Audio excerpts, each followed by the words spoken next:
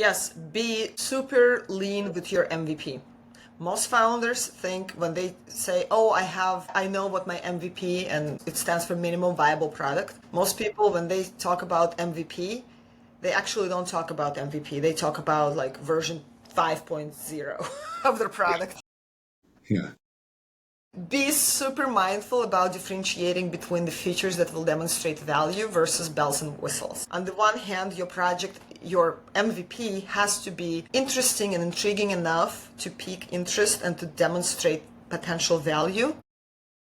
And it's super hard to distinguish between those features versus the features that, nice to have, but are completely unnecessary. And in your mind, give yourself very strict boundaries and say, I can only spend X amount of money and X amount of time on developing my MVP.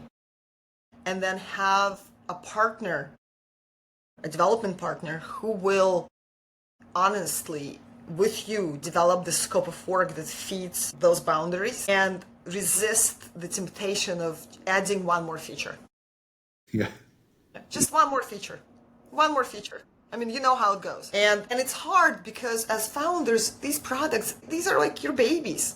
You want them to be perfect. You're thinking, if my product is not perfect, nobody's going to use it. But that is not the case. If you're able to demonstrate value, your product will be used even if it's ugly, even if it's not ideal in terms of UX, and even if it's not, if it doesn't perform very, very fast and like lightning speed.